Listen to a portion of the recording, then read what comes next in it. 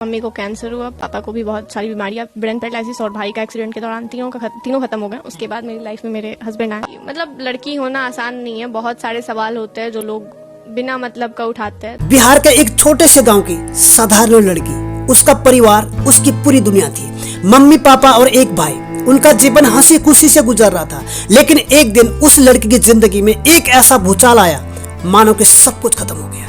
19 साल की उम्र में इस लड़की का पूरा परिवार उजड़ जाता है। एक दिन अंशु की मम्मी अचानक बीमार पड़ी। डॉक्टरों को दिखाने के बाद पता चला कि उनको कैंसर है। बहुत सारा इलाज, बड़े बड़े हॉस्पिटल में इलाज कराने के बाद वो माँ को नहीं बचा सकी। ये घटना अंशु के लिए एक बहुत बड़ा गहरा सदमा था। इसके 1 साल के बाद इस लड़की के फादर को ब्रेन पैरालाइज हो जाने के कारण पापा की भी मौत हो जाती है। अब ये लड़की अंदर से टूट जाती है, मानो कि सब कुछ खत्म हो गया। पर कहीं ना कहीं उसको लग रहा था कि भाई तो है मेरे साथ, मैं उसके सहारे जी लूंगी। लेकिन भगवान को तो कुछ और ही मंजूर था। ठीक 1 साल के बाद जिसके भरोसे सब कुछ भुलाकर जी रही थी, उसका भाई एक दिन एक एक्सीडेंट में उसकी मौत हो जाती है। 3 साल में 3 मौत। अब ये लड़की जाए तो जाए कहाँ, किसके सहारे जीऊंगी, कहाँ जाऊंगी, कौन सहारा देगा, कुछ नहीं पता। मानो कि इस लड़की की जिंदगी पूरी तरह बिखर गई। इस लड़की ने मान लिया था अब मुझे जीना नहीं है। ये लड़की 3 महीने तक सदमे में रही।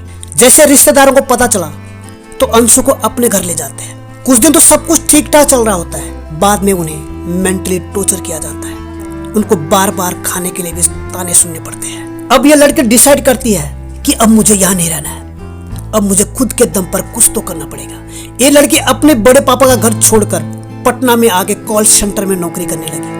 जब पूरा परिवार उजड़ गया, उसी दौरान उस लड़की की मुलाकात शुभम नाम के एक लड़के से होती है। भगवान का भेजा हुआ फरिश्ता बनकर शुभम अंशु की जिंदगी में आता है। शुभम हर प्रॉब्लम में उसके साथ खड़ा रहा। उसने हर परेशानी में साथ देने का वादा किया।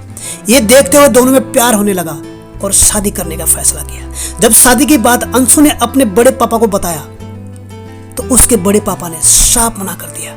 यहाँ तक कि उनके बड़े पापा ने उनकी शादी में कोई भी मदद नहीं किया।